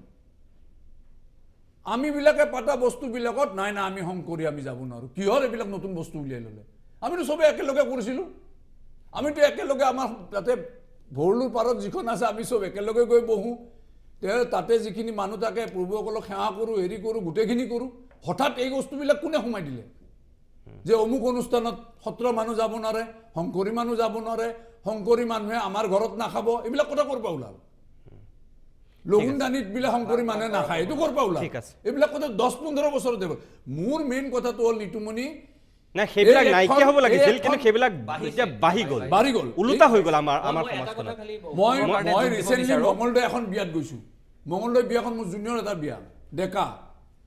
তাৰ ঘৰত গৈ গম পালোঁ বোলে গাঁওখনৰ মানুহ অহা নাই বোলে কিয় বোলে মাছ মাংস খুৱাইছে পিছত মই ক'লোঁ তহঁতে আগতে গম পোৱা নাছিলি বোলে নহয় আমিতো নাজানো এনেকুৱা কথা আমাৰ বৰদেউতাহঁত হেৰিত আছিলে আমাক আগতে কৈ দিব লাগিছিল আমি নমনালোঁ হয় ঠিক আছে মই অকণমান সময়ৰ কাৰণে আকৌ বিৰতি ল'ম মই বাণিজ্যিক বিৰতিৰ পিছতে পৰৱৰ্তী অংশলৈ উলটি আহিম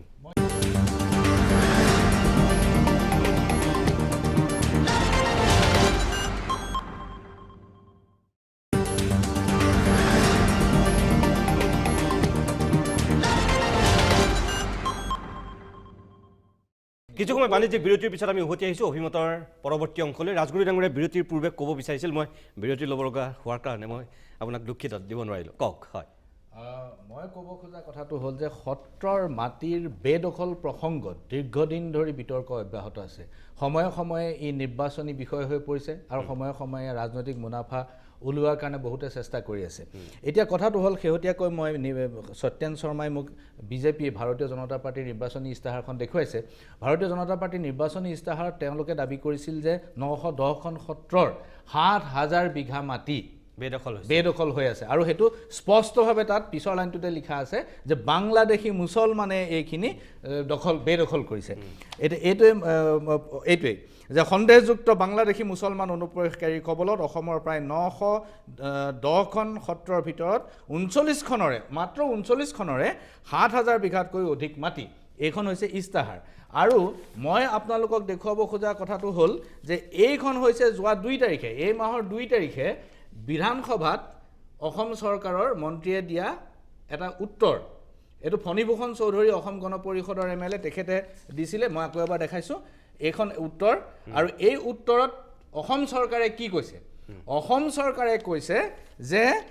আজিৰ তাৰিখত সত্ৰৰ অধীনত 39,660 বিঘা মাটি আছে সত্ৰবিলাকৰ ভিতৰত 456খন সত্ৰৰ ভিতৰত 39,660 বিঘা ইয়াৰে বেদখল হৈছে 658 বিঘা অসমৰ আটাইতকৈ চাব দেই শ্যামৰাই বিগ্ৰহ সত্ৰ মই আপুনি জানিব শ্যামৰাই বিগ্ৰহ সত্ৰৰ মাটিয়ে আটাইতকৈ বেছি বেদখল হৈছে 854 বিঘা মাটিৰ 121 বিঘা মাটি বেদখল হৈছে ইয়াৰ বাহিৰে আপুনি বেদখলৰ হিচাপটো দক্ষিণপাট আৰু আউনিয়াতি কলিয়াপানী শাখা এওঁলোকৰ মাটি আছে 1441 বিঘা মোৰ ধাৰণা এইটো চাহ বাগিচা নেকি সম্ভৱ ইয়াৰে মাত্ৰ 3 বিঘা মাটিহে বেদখল হৈছে দ্বিতীয় দক্ষিণপাট সত্ৰ ছটাই শাখা এওঁলোকৰ মাটি 4,410 বিঘা ইয়াৰে মাত্ৰ 15 বিঘা মাটিহে বেদখল হৈছে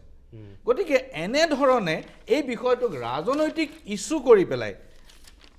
কোনোবা ক্ষমতা পালে এতিয়া আপোনাৰ নৰসিংহ সত্ৰ ক শাখা 2023 বিঘা মাটি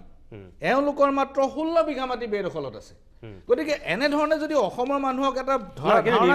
নিৰ্বাচনৰ 7,000 বিঘা মাটি মাত্ৰ 36খন সত্ৰ বেদখলত আছে আৰু বাংলাদেশে বেদখল কৰা বুলি কোৱা হৈছিল মানে আমাক একেবাৰে আক্ৰমণ কৰি গোটেইখন আগ্ৰাসন কৰি মাটি লৈ পেলালে কথাটো সঁচা নহয় এই কথাবিলাকৰ ফেকচুৱেল পজিশ্যনটো এখন চৰকাৰী নথি অসম বিধানসভাত দিয়া উত্তৰ এই উত্তৰতে আচল সত্যটো নিহিত আছে গতিকে এনেকুৱা এই নিৰ্বাচনী ঝুমলাবিলাক এইবিলাক আচলতে মানুহে উপলব্ধি কৰাৰ সময় আহিল সেইবিলাকত আমি অতিবাহী গ'লোঁ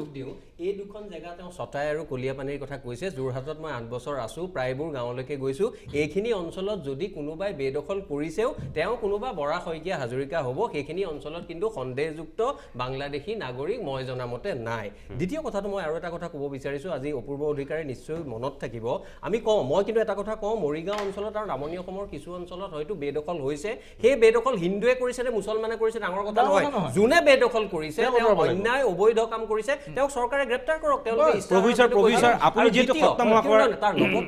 যোগ দিব লগা কথাটো হ'ল এই মইনবুৰী সত্ৰখন যেতিয়া মইনবুৰীৰ পৰা আজি 2005 চনত এই সৰভোগৰ অঞ্চললৈ লৈ অহা হৈছিল তেতিয়া কিন্তু হাজাৰ হাজাৰ মুছলমান মানুহে কান্দিছিল বহু মানুহে এটা যাত্ৰা শোভাযাত্ৰা কৰি পিছত যেতিয়া সিদ্ধান্ত লোৱা হ'ল যে স্থানান্তৰ কৰিব লগা হ'ল তেওঁলোকে কিন্তু সেই শোভাযাত্ৰাত যোগ দিছিল হাজাৰ হাজাৰ মানুহে সেইখিনি মানুহৰ আবেগ অনুভূতি কোনোবা এটা বিশেষ ৰাজনৈতিক দলৰ মানুহে তেওঁলোকৰ ভোটৰ বাবে আমি কিন্তু সেইখিনি আবেগ অনুভূতিক দলিয়াই পেলাব নোৱাৰোঁ কাৰণ ভাৰতবৰ্ষ এখন সাংবিধানিক আৰু আমি এখন ধৰ্ম নিৰপেক্ষ দেশ আৰু ধৰ্ম নিৰপেক্ষ দেশত আজি ধৰ্মৰ ভিত্তিত দেশ বিভাজন হ'ল পাকিস্তান এখন ধৰ্মকেন্দ্ৰিক থিঅক্ৰেচি কিন্তু ইণ্ডিয়াখন এখন গণতন্ত্ৰ ইণ্ডিয়া কেতিয়াও এখন থিঅক্ৰেচি হোৱা নাই গতিকে ইয়াত হিন্দু নাগৰিকৰ কথাটো আনি কাবাৰ ৰাজনৈতিক ভৱিষ্যত সুৰক্ষিত কৰিবলৈ পৰা যিটো ষড়যন্ত্ৰ সেই ষড়যন্ত্ৰত কিন্তু অসমীয়া মানুহে আচল আমাৰ শেষ শৰাই ঘটাৰ ৰণ এইখনে 2016 চনৰ নিৰ্বাচন মই আকৌ মূল বিষয়টো মোৰ এটা কথা ক'ব লগা আছে এই যে আমি যে হিন্দু বাংলাদেশী মুছলমান বাংলাদেশী এইবিলাক ভাগ কৰি থাকোঁ এইবিলাক শেষ কৰিব হৈছে কথাটো হ'ল 1971ৰ 25 মাৰ্চৰ পিছত হিন্দু মুছলমান যিয়ে হওক আৰু আমি এটা কথা কিয় পাহৰি যাওঁ কালি মই সঁচাকৈ মই কালি সুখী বহুত দিনৰ মূৰত বৰপেটা সত্ৰৰ বুঢ়া সত্ৰাধিকাৰে কৈছে যে মই হিন্দু মুছলমান এইবিলাক বিদেশী নাজানো মই বিদেশী মানে বিদেশী জানো আৰু তেওঁৰ বিদেশীত কিন্তু নেপালীও সোমাই আছে আমি অকল আজিকালি বাংলাদেশী শব্দটো কোৱা হৈছোঁ কিয় বাংলাদেশী আমি যেতিয়া অসম আন্দোলন কৰিছিলোঁ আমি অসম আন্দোলন অকল বাংলাদেশীক লৈ কৰা নাছিলোঁ আমি অসম আন্দোলন নেপালী বাংলাদেশী চবকে লৈ কৰিছিলোঁ যোন বিদেশী আছিল প্ৰথম কথা দ্বিতীয় কথা কিয় শ্বেতপত্ৰ দিব নোৱাৰে যে 1959ৰ এক্টত এই সত্ৰৰ পৰা যিমান হাজাৰ হাজাৰ বিঘা মাটি লৈছে মইতো 3খন সত্ৰৰ তোমালোকক 1 লাখ বিঘা মাটিৰ হিচাপ দিছোঁ 3খন সত্ৰৰ হাজাৰ হাজাৰ বিঘা যিবিলাক মাটি লৈছে সেই মাটিবিলাক কাক পট্টন দিছে ক'ত গৈছে শ্বেতপত্ৰ দিয়ক ঠিক আছে মই প্ৰফেছৰ আপুনি যিহেতু আছে সঁচাকৈ সত্ৰৰ মাটি যিটো নিৰ্বাচনী ইছ্যু হৈছিল যে হাজাৰ হাজাৰ বিঘা বাংলাদেশীৰ হাতলৈ গুচি গ'ল আৰু সেইটোত গোটেই অসমীয়া মানুহ উঠলি উঠিলে যে আমাৰ সত্ৰৰ মাটিও বাংলাদেশীয়ে ল'লে গতিকে আমি এবাৰ উদ্ধাৰ কৰিবই লাগিব এইখন শৰাইঘাটৰ শেষ সঁচাৰণ এনেকুৱাকৈ উঠলি উঠিলে গোটেই মানুহবিলাক সঁচাকৈ বাংলাদেশীৰ হাতলৈ সত্ৰৰ মাটি গৈছেনে নাই কিয় যোৱা নাই যিটো কথা কৈছে সেইটোও সঁচা হিন্দু মানুহে আমাৰ দখল কৰি আছে সেইটো সঁচা কিন্তু আপোনালোকে বেছি তালৈকে মৰিগাঁৱত আমাৰ দামোদৰদেৱৰ জন্মস্থান লৈ যাওক হেৰি শংকৰদেৱৰ আলিপুখুৰী লৈ যাওক কিন্তু বাংলাদেশী মুছলমানে দখল কৰি আছে কিন্তু চৰকাৰী নথিত সেই কথাটো কিয় অহা নাই সেইটোৱে কথা আৰু তেওঁলোকে নানে সেইবিলাক কথা আৰু আপোনালোকে সেইটো কণ্টেষ্ট কৰিব লাগে আপোনালোকে এতিয়া আমিয়ে কিমান আবেদন দিছোঁ ডিচি অফিচত যে আমাক আবণ্টন দিব লাগে যিখিনি আমাৰ খাচ মাটি আছে সত্ৰৰ পূৰ্ণ আবণ্টনৰ প্ৰশ্ন নাই আপোনাৰ যদি ৰেকৰ্ডছ আপোনাৰ হাতত আছে কোনো প্ৰশ্নই নাই আবণ্টনৰ কিন্তু খাচ কৰি লৈছে নহয় একুয়াৰ কৰিছে গতিকে এতিয়া আবণ্টন দিব লাগে নহয় ৰিণ্টুমণি তেখেতে যিটো কথা কৈছে এইটো বস্তু আমাৰ 59ৰ আগৰ ভাৰতীয় জনতা পাৰ্টি যিখন এইবাৰ লাষ্ট ইলেকশ্যন খেলোতে যিখন উলিয়াইছিলে তাত লিখিছে মৰিগাঁও ডিষ্ট্ৰিক্টত 2খন মাত্ৰ এখন হ'ল কোবাইকাটা আৰু এখন হ'ল পাটেকিবাৰী এখন হ'ল 46 বিঘা আৰু এখন হ'ল 77 বিঘা সিমানেই তাতকৈ বেছি নাই সেইখনত যদি মৰিগাঁও ডিষ্ট্ৰিক্টত আপুনি কথা কৈছে বাকী হাজাৰ হাজাৰ বিঘাবিলাক ক'ত গ'ল মই এইটোৱে সুধিছোঁ আপোনালোকৰ পৰা যে হাজাৰ হাজাৰ বিঘা লৈ ল'লে কমলাবাৰী সত্ৰৰ পৰা লৈ ল'লে বেঙেনাহাটী সত্ৰৰ পৰা লৈ ল'লে আপোনাৰ দক্ষিণপাট সত্ৰৰ প্ৰায় 40,000 বিঘা 37,770 বিঘা লৈ ল'লে এই মাটিবিলাক ক'ত গ'ল কাৰ হাতত আছে এইবিলাক মাটি চৰকাৰে লৈ লৈছে এইবিলাক নহয় চৰকাৰে লৈ লৈছে মাটিবিলাকত কোন আছে মই সেইটো আবণ্টন দিছে সেই কথাটো আপুনি চাওক প্ৰধানী ডাঙৰীয়া ইয়াত মৰিগাঁও যিখিনি ৰেকৰ্ডছ আছে চৰকাৰৰ তাত আপোনাৰ আপুনি যিখনৰ কথা ক'লে পাটেকিবৰীৰ 76 বিঘা মাটি আছে খাচ দখলত আৰু বেদখল নাই আজিৰ তাৰিখত গতিকে এই কথাখিনি এছেম্বলিৰ এনচাৰটো মিছা হ'ব লাগিব আৰু নহ'লে সেইখন যে যিখনে ভাৰতীয় জনতা পাৰ্টীয়ে উলিয়াইছে এইটো মিছা হ'ব লাগিব এতিয়া 1.5 বছৰ 2 বছৰ চৰকাৰে যদি সাংঘাতিক বেদখল মুক্ত কৰি আজি বিধানসভাৰ মজিয়াত এইখিনি কথা কৈছে আমি যদি চৰকাৰৰ কথাখিনি ফেচ ভেলুত লওঁ মইতো সদায় সমালোচনা কৰি থাকোঁ আজিতো মই চৰকাৰক বৰ প্ৰশংসা বা সাধুবাদ দিব লাগিব এতিয়া কথাবোৰ আপোনালোকেহে জানিব যে 1000 বিঘা আছিল এতিয়া 3 বিঘা 4 বিঘালৈ হ'ল এতিয়া বেদখল মুক্ত হৈ গ'ল আপোনালোকে কিন্তু চকু ৰাখিব লাগিব এতিয়া বেদখল মুক্ত হৈ গ'ল এনেকুৱাও হ'ব পাৰে বেদখলৰ পিছত এতিয়া হাজাৰ হাজাৰ বিঘা আছিল এতিয়া বেদখলমুক্ত হ'ল আমি এটা কথা পাহৰা অনুচিত গোটেই বিভ্ৰান্তি এই সনাপতুকা কৰি মূল কথাটো হ'ল এদেও দুদেও লোটানিয়া চেও মূল কথাটো হ'ল হিন্দু বাংলাদেশীক ইয়াত সংস্থাপিত কৰি অসমীয়া মানুহৰ গৌৰৱোজ্জ্বল ঐতিহ্য পৰম্পৰাক ধূলিসাৎ কৰি এখন হিন্দু ৰাষ্ট্ৰ বনোৱাৰ যিটো তেওঁলোকৰ উদ্দেশ্য সেই উদ্দেশ্যক সাকাৰ কৰিবৰ কাৰণে বা বাস্তৱত ৰূপান্তৰ কৰিবৰ বাবে এইসকলক তেওঁলোকৰ লগৰ কিছুমানক পুতলা সদৃশ কৰি কিছুমান নতুন বদনৰ সৃষ্টি হৈছে আজিৰ সময়ত মই ভাবো অসমীয়া সমাজে কাৰো প্ৰতি বিদ্বেষ নৰখাকৈ কোনো বামুণ অবামুণ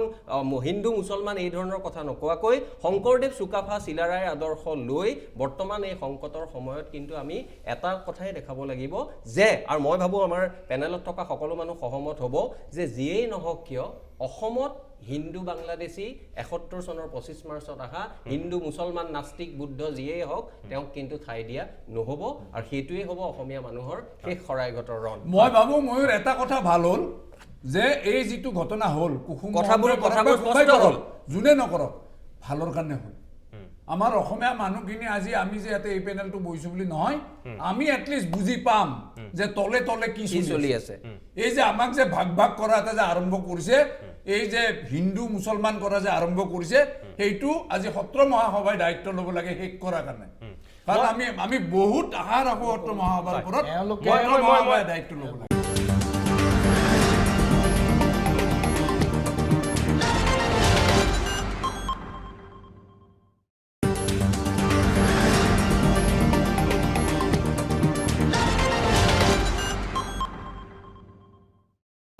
মই প্ৰভু ঈশ্বৰ মই শেষ কৰাৰ কাৰণে আপোনাৰ কাষলৈ যাব বিচাৰিছোঁ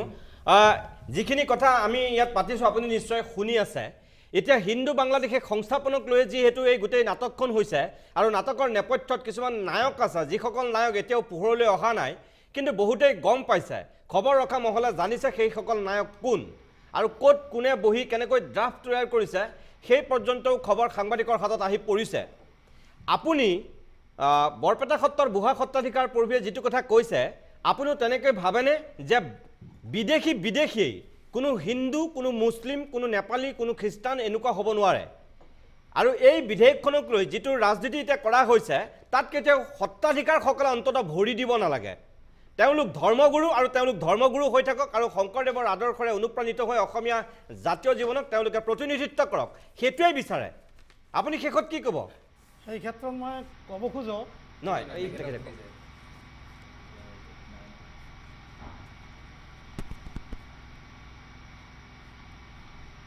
মোক সুধিছে হয় আপোনালোকে মোক সুধিছে হয় হয় হয় প্ৰভু ঈশ্বৰ এতিয়া কথা হ'ল হয় হয় হয় মই এটা কথাই ক'ব খুজিছোঁ যে যিটো কথা কৈ গ'লে বিদেশী এই কথাটো সত্য আৰু আমি আমাৰ অসমৰ ভাষা সংস্কৃতি কলা সুৰক্ষাৰ কাৰণে আৰু আমাৰ অসমীয়া জাতিৰ সুৰক্ষাৰ কাৰণে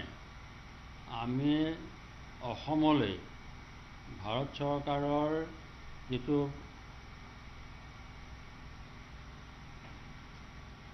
যুটীয়া সংসদীয় সমিতি যিটো চিন্তা তেওঁলোকে কৰিছে সেইটো হ'ল এইটো ভোটৰ চিন্তা গতিকে আমি তেওঁলোকক এই কামখিনি কৰিবলৈ আমি দিব নোৱাৰোঁ আৰু আমি নিজক সুৰক্ষা কৰিবই লাগিব আৰু তেওঁলোকৰ আপোনালোকে ৭১ চনৰ যিটো কথা কৈছে কথাটো শুদ্ধ আমি কোনো পধ্যে তেওঁলোকক আমি আমাৰ দিশত আনিবলৈ আমি দিব নোৱাৰোঁ আৰু আমি ঐক্যবদ্ধ হৈ ইয়াক অসম দেশক ৰক্ষা কৰিবৰ কাৰণে আমি চিন্তা চৰ্চা কৰিব লাগিব অকল আমিয়েই নহয় আপোনালোকৰ ইয়াত অংশীদাৰ হ'ব লাগিব সকলো অংশীদাৰ হ'ব লাগিব আৰু আমাৰ ভাষা সংস্কৃতি ৰক্ষা হ'ব লাগিব ধন্যবাদ ইয়াত আমাৰ কাৰো দ্বিমত থাকিব নোৱাৰিব হয় মই প্ৰভু ঈশ্বৰ ধন্যবাদ জনাইছোঁ হয় শংকৰ মহন্ত কি ক'ব বিচাৰিছিলে মই দুটা বস্তু এতিয়া হিন্দু বাংলাদেশী প্ৰসংগটো এই প্ৰসংগটো আজি ডিছকাশ্যন এটা এজেণ্ডা হোৱাৰ কথা আছিলে হিন্দু বাংলাদেশী প্ৰসংগত মই দুটা কথা ক'ব বিচাৰিছিলোঁ। প্ৰথম কথাটো হৈছে যিটো আমাৰ অখণ্ড ভাৰতৰ কথা কোৱা হয়, অখণ্ড ভাৰত যিটো কনচেপ্টত আহিব খুজিছোঁ, কাৰণ এতিয়া আমি আৱেগতকৈ যুক্তি সহকাৰে হেণ্ডেল কৰিব লাগিব। যিহেতু ভাৰত চৰকাৰৰ কাম কৰি মই বেছি আৱেগক বেছি এনকাৰেজ নহয়, আমি অলপ যুক্তি সহকাৰে কি একচুৱেলি ৰিজল্ভ কৰিব পৰা যায় সেইটো এংগলত মই ক'ব বিচাৰিছোঁ। যেতিয়া এখন অখণ্ড ভাৰতৰ কথা কোৱা হয়, অখণ্ড ভাৰত বুলি কওঁতে তাতে হিন্দুসকলৰ দপদপনি বা হিন্দু থট প্ৰচেছৰ কথা কোৱা হয়, য'ত ইৰাণ বা পাকিস্তান বা বাংলাদেশ। যদি বাংলাদেশৰ কথা যদি অলপ ষ্টাডি কৰিছে, এই ঘটনাটো হওঁতে আমি অলপ ষ্টাডি কৰিছিলোঁ, বাংলাদেশত 9% হিন্দু আছে, 14 কোটি পপুলেশ্যনৰ প্ৰায় 1,40,00,000 মানে বাংলাদেশী হিন্দু আছে। আৰু বাংলাদেশত যিখন চৰকাৰ আছে সেইখন ভাৰতৰ সপক্ষৰ এখন চৰকাৰ, পাকিস্তানৰ যিখন চৰকাৰ আছে ভাৰতৰ বিপক্ষৰ এখন চৰকাৰ। যে পাকিস্তানত হিন্দু পাৰ্চিকিউশ্যন হৈছে, তাৰ ফলস্বৰূপে বহুখিনি মানুহ ভাৰতলৈ আহিছে। কিন্তু বাংলাদেশত যিটো হৈছে পাৰ্চিকিউশ্যনৰ যিটো কনচেপ্ট 2015-16 চন এবাৰ হৈছে, সেইটো পলিটিকেলি মটিভেটেড আছিল, য'ত যিটো খালেদা জিয়াৰ যিটো ফাণ্ডামেণ্টেলিষ্ট ফ'ৰ্ছে তেওঁলোকক খেদাবলৈ এইটো কৰিছিলে, কিন্তু শ্বেখ হাছিনাই সদায় সেইটো ছাপৰ্ট কৰিছিলে। এখন ভাৰতৰ কাৰণে এখন ষ্ট্ৰং বাংলাদেশৰ চৰকাৰ থকাটো অতিশয় দৰকাৰ, কাৰণ ষ্ট্ৰেটেজিকেলি ৱেষ্টত যদি পাকিস্তান আছে, ইষ্টত যদি বাংলাদেশ হয়, ভাৰতৰ কাৰণে খুব এটা ছিকিউৰিটি পাৰ্চপেক্টিভ হয়। সেই হিচাপে শ্বেখ হাছিনাৰ হাতখন মজবুত কৰাটো ভাৰতৰ এটা বিশেষ দায়িত্ব। তাৰ কাৰণে 10% যদি হিন্দু যদি ভাৰতলৈ পঠাই দিয়া হয়, এই গোটেইখিনি শ্বেখ হাছিনাৰ ভোট বেংক একচুৱেলি। লগতে এইখিনি মানুহে বাংলাদেশত বহুত কাম কৰিছে। ক্ৰিকেট টিম যদি চাই, বাংলাদেশত ভাল মানে হিন্দুৰ ভাল ৰিপ্ৰেজেণ্টেশ্যন আছে। ভাৰতীয় হিন্দুৱে বাংলাদেশত মই ক'ব খুজিছোঁ যে বাংলাদেশত থকা ভাৰতীয় হিন্দুসকল অসমলৈ আহিব নালাগে, তেওঁলোক তাতে থাকক। তেওঁলোকে তাতে ভাৰত চৰকাৰে তেওঁলোকক ৰক্ষণাবেক্ষণ দিয়ক, মানে তেওঁলোকক অসমলৈ অনাৰ পাৰ্চিকিউটেড হিন্দু হিচাপে বাংলাদেশত বেছি হিন্দু নাই বুলি মই ক'ব বিচাৰোঁ, কিন্তু পাকিস্তানৰ আছে। মই পইণ্টটো ক'ব খুজিছোঁ, ইয়াত থকাখিনি এই থকাখিনি যিখিনি NRCত যাৰ নাম কাটা যাব, এই যে থকাখিনি ইয়াত থাকি যাব, সেইখিনি ৰেগুলাৰাইজেশ্যনৰ প্ৰসংগতহে গোটেই কথাটো বিজেপি কনচাৰ্ণ। বাকীবিলাকত বাংলাদেশ চাওক, ইয়াত মুছলমানৰ বিৰুদ্ধে দলিতৰ বিৰুদ্ধে অজস্ৰ অত্যাচাৰ হৈছে ভাৰতবৰ্ষত, কিন্তু কোনো মানুহ পাকিস্তানলৈ গুচি যোৱা নাই। গতিকে তেনেকৈও বাংলাদেশৰ পৰা যে হাজাৰ হাজাৰ হিন্দু সোমাই আহিব সেইটো কথা সত্য নহয়, কিন্তু কথাটো হ'ল এওঁলোকৰ মূল মটিভটো হ'ল যে NRCত যাৰ নাম কাটা যাব তেওঁলোকক কেনেকৈ চিটিজেনশ্বিপ দিব পৰা যায়, সেই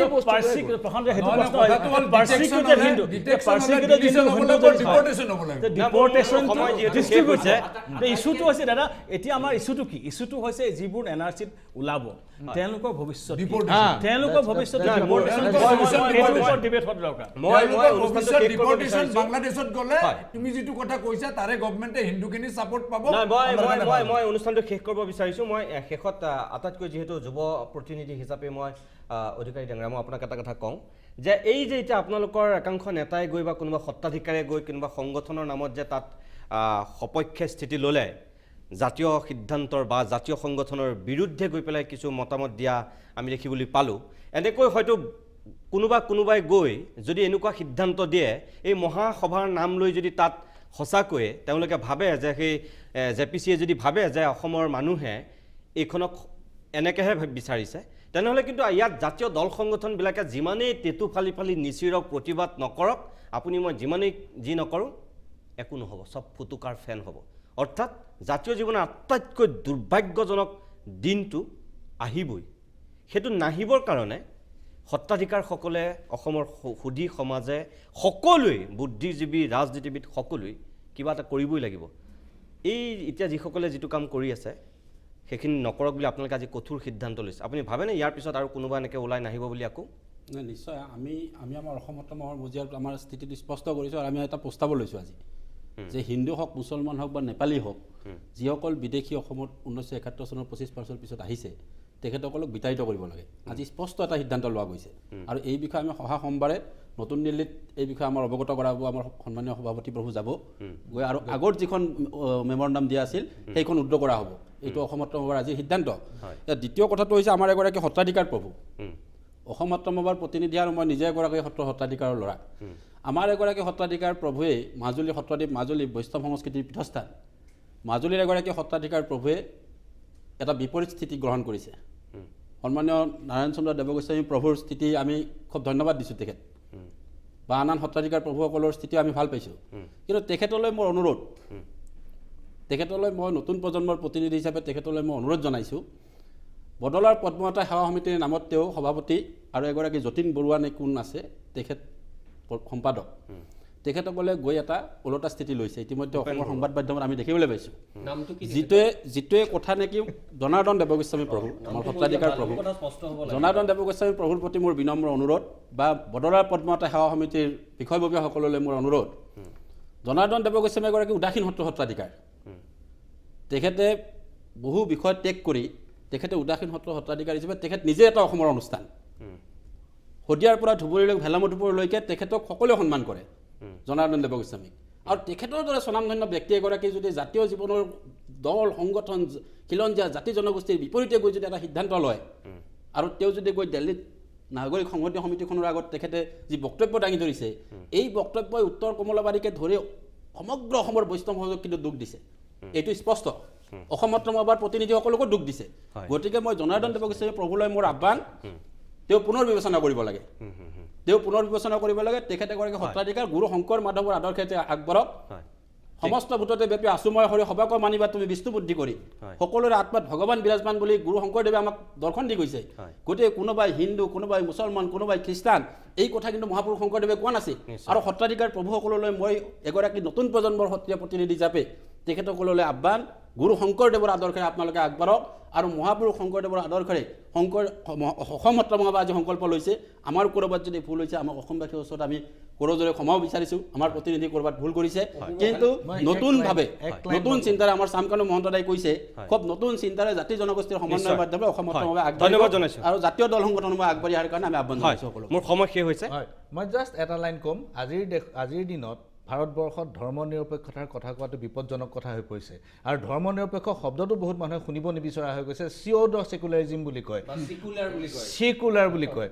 অপূৰ্ব অধিকাৰী আমাৰ মাজত আছে যি ধৰ্ম নিৰপেক্ষতাৰ জীয়া প্ৰতিচ্ছবি নিজ চকুৰে দেখিছে যেতিয়া তেওঁৰ সত্ৰ মইনবৰী সত্ৰৰ যেতিয়া বংশীগোপাল যেতিয়া মণিকূট যেতিয়া উটি যোৱাৰ অৱস্থা হৈছিল সেই সময়ত কাষৰীয়া মুছলমান মানুহে তেওঁলোকৰ মণিকূট ৰক্ষা কৰিছে আৰু তেওঁলোকৰ ঘৰত দীৰ্ঘদিন ধৰি ৰাখিছে তাৰ পিছত সেই মণিকূট তেওঁলোকে প্ৰতিষ্ঠা কৰিছে গতিকে অপূৰ্ব অধিকাৰীৰ যি ধৰ্ম নিৰপেক্ষ স্থিতি আৰু ধৰ্ম নিৰপেক্ষতাৰ যি জীয়া প্ৰতিচ্ছবি তেওঁ দেখিছে অসমৰ মানুহৰ কাৰণে এয়া এক উদাহৰণ হ'ব পাৰে মই আপোনালোক আটাইকে শেষত ধন্যবাদ জনাইছোঁ মোৰ সময় কেতিয়াবা শেষ হৈছে আচলতে প্ৰিয় দৰ্শক আজিৰ অভিমতত মই আৰম্ভণিতে কৈছিলোঁ এটা স্পৰ্শকাতৰ বিষয় যিটো বিষয়ক লৈ যোৱা কিছুদিন ধৰি কি বাতৰি কাকত কি টেলিভিছন সকলোতে সৰ্বাধিক চৰ্চা লাভ কৰিছে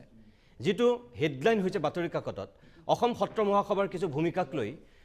তীব্ৰ বিতৰ্কৰ সূত্ৰপাত ঘটিছে দুজনমান ব্যক্তিৰ কাৰণেই এই বিতৰ্কটোৰ সূত্ৰপাত ঘটিছে জাতীয় জীৱনৰ এই সংকট কালত যিটো স্থিতি হ'ব লাগিছিল তাৰ বিপৰীত স্থিতি গ্ৰহণ কৰা বুলি সৰ্বত্ৰে চৰ্চা হৈছে আজি অসম সত্ৰ মহাসভাই নিজৰ স্থিতি স্পষ্ট কৰিছে আৰু আমাৰ